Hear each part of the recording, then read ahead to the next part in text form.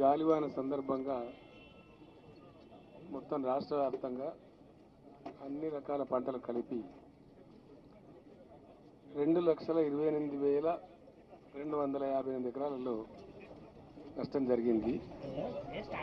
అందులో మేజర్గా మొక్కజొన్న 1,29,446, వరి వచ్చేసి 72,709, మామిడి 8,865, ఇతర చిల్లర మల్లర పంటలు వచ్చి 17,238 ఇట్లా జరిగింది.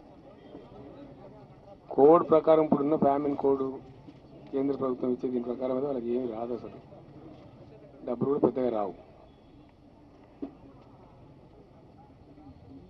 తెలంగాణ రాష్ట్రంలో చాలా పెద్ద ఎత్తున పెట్టుబడులు పెట్టి పెండింగ్ ప్రాజెక్టులు కంప్లీట్ చేయడం కానీ, నూతన ప్రాజెక్టులు వడివడిగా పూర్తి చేయడం కానీ, కొన్ని ఇంకా పూర్తి అయ్యే దశలో ఉన్నటువంటి కానీ ఇవ్వటమే కాకుండా ఇండియాలో కాదు ప్రపంచంలోనే ఎక్కడ లేని విధంగా ఫార్మర్ సపోర్ట్ స్కీమ్స్ ఇక్కడ ఇంప్లిమెంట్ అవుతా ఉన్నాయి. దానివల్ల వ్యవసాయం ఇప్పుడిప్పుడే కొంచెం నిలదొక్కుని రైతులు కొంచెం స్థిరపడే పరిస్థితికి వస్తూ ఉన్నారు. అప్పుల ఊబిలో నుంచి కూడా కోలుకునేటువంటి తేరుకుంటా ఉన్నారు. మేము గర్వంగా చెప్తా ఉన్నాం. ఈరోజు చాలామంది ఇప్పటికి కూడా నమ్మేది మూర్ఖులు ఉన్నారు, కొంతమంది మూర్ఖమైనటువంటి ఆర్థికవేత్తలు కూడా ఉన్నారు. వ్యవసాయం దండగా, వ్యవసాయం రాదు అని చెప్పేవాళ్ళు ఉన్నారు. కానీ ఈరోజు తెలంగాణ పర్ క్యాపిటా ఇన్కమ్ మొత్తం భారతదేశంలో నంబర్ 1లో ఉంది. మహారాష్ట్ర కంటే, గుజరాత్ కంటే, తమిళనాడు కంటే, కర్ణాటక కంటే కూడా అత్యధికమైనటువంటి పర్ క్యాపిటా ఇన్కమ్ 3,05,000 రూపాయలతో ఉంది. అంటే జిఎస్డిపి పెరిగితేనే పర్ క్యాపిటా పెరుగుతుంది.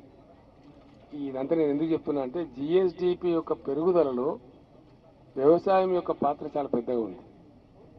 వ్యవసాయం చేస్తున్నటువంటి కంట్రిబ్యూషన్ చాలా హెవీగా ఉంది.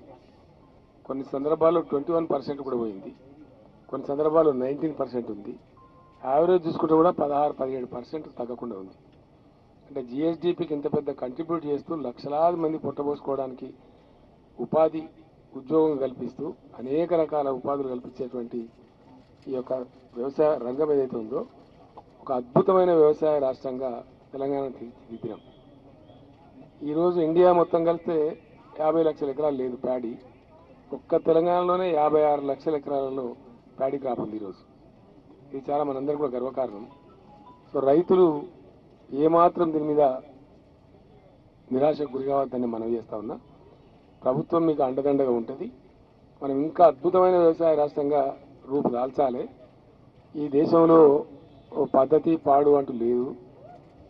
ఇన్సూరెన్స్ కంపెనీలకు లాభం కలిగించే బీమాలే ఉన్నాయి తప్పితే ఇట్లా పంట నష్టం జరిగినప్పుడు రైతుకు లాభం చేయించే బీమా సంస్థలు కానీ బీమా కానీ కేంద్ర ప్రభుత్వ పాలసీలు లేవు. పాత కేంద్ర ప్రభుత్వాలంటే ఇప్పుడున్న కేంద్ర ప్రభుత్వం అయితే మరీ చెవిటోని ముందర శంక పొందినట్టే ఉన్నది. వాళ్ళకి ఎన్నిసార్లు చెప్పినా, వాళ్ళకి చెప్పినా, గోడకు చెప్పినా ఒకటే పరిస్థితి అన్నట్టుంది. చెప్పి కూడా లాభం లేదు. మేము కూడా ఇప్పుడు ఏంటంటే ఫర్ ఎగ్జాంపుల్ ఎంత జోక్ తయారు చేసిన కంట్రీలు అంటే ఈ మధ్య నేను చెప్తా ఉన్నా బీఆర్ఎస్ తర్వాత క్లియర్గా చెప్తా ఉన్నాం. టోటల్ సమగ్ర వ్యవసాయ పాలసీయే India requires a new integrated agriculture policy. భారతదేశానికి ఒక కొత్త అగ్రికల్చర్ పాలసీ మనకు అర్థమవుతుంది. ఇప్పుడు చూస్తాను ఇట్లాంటి పరిస్థితి చూస్తే ఇప్పుడున్న డ్రామా ఏందండి దేశంలో. సపోజ్ ఇప్పుడు నేను రాయాలా, చీఫ్ సెక్రటరీ గారు మేము ఇదంతా విజిట్ చేసి గందరగోళం చేసి రాస్తే వాడు కూడా ఆ కేంద్ర బృందం వస్తాడు. ఎప్పుడు వస్తాడో ఏం సంగతో దేవుని కనుక వచ్చినా కానీ తిరిగిపోతే వాడు ఇచ్చే రిపోర్టు ఆ కథా కార్ఖాన దొంగలు పడ్డ తర్వాత 6 నెలల కుక్కలు మోగినట్టుగా 6 నెలలకు కానీ రూపాయి రాదు. ఇప్పుడున్న కేంద్ర ప్రభుత్వం అయితే మరీ దుర్మార్గంగా దౌర్భాగ్యంగా అసలు ఇంకా వారు రాజకీయాలు తప్ప ప్రజలు లేరు, రైతులు లేరు, ఏం లేదనే పరిస్థితులు ఉంది.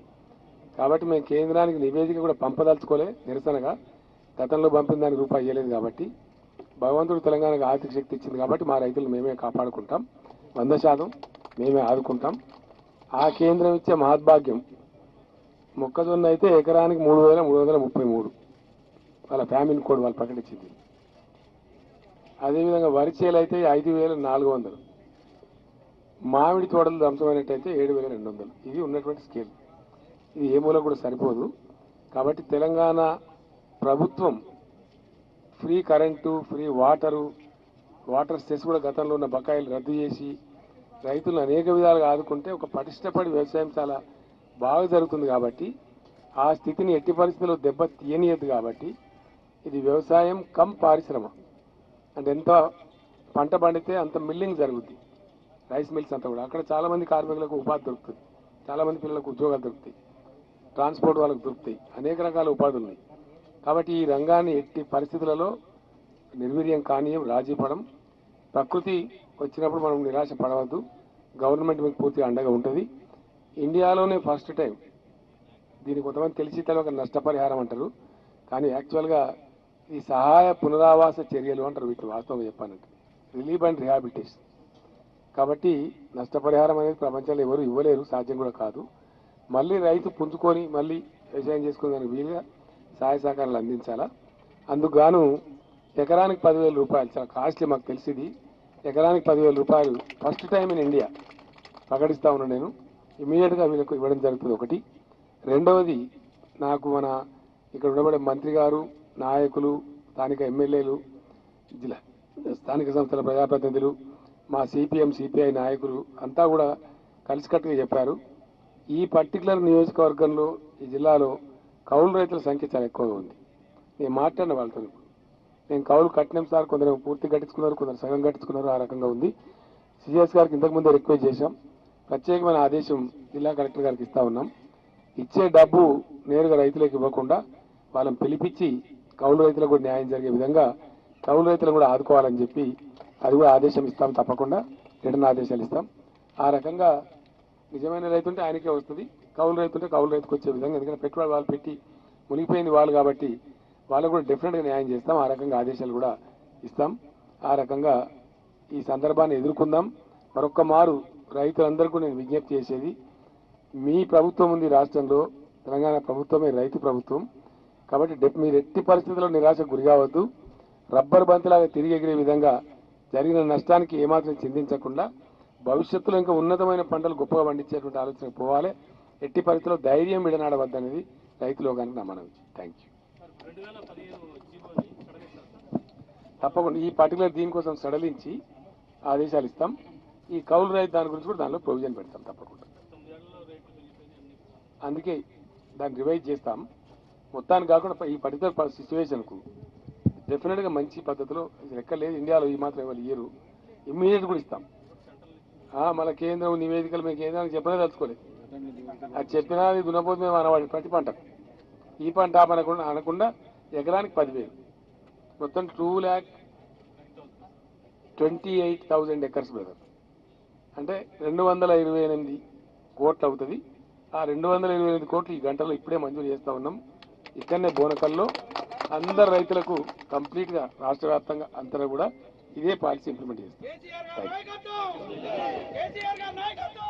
హాయ్ ఫ్రెండ్స్, మా టుడే టుమారో యూట్యూబ్ ఛానల్ చూస్తున్నందుకు చాలా థ్యాంక్స్. మరిన్ని లేటెస్ట్ వీడియోస్ కోసం వెంటనే సబ్స్క్రైబ్ చేయండి. అలాగే ఈ బెల్ ని కూడా రింగ్ చేసేయండి. మా నోటిఫికేషన్స్ అన్ని మీ మొబైల్లో వస్తాయి. అలాగే మా వీడియోస్ మీకు నచ్చితే లైక్ చేయండి, షేర్ చేయండి, నచ్చకపోతే కామెంట్ చేయండి.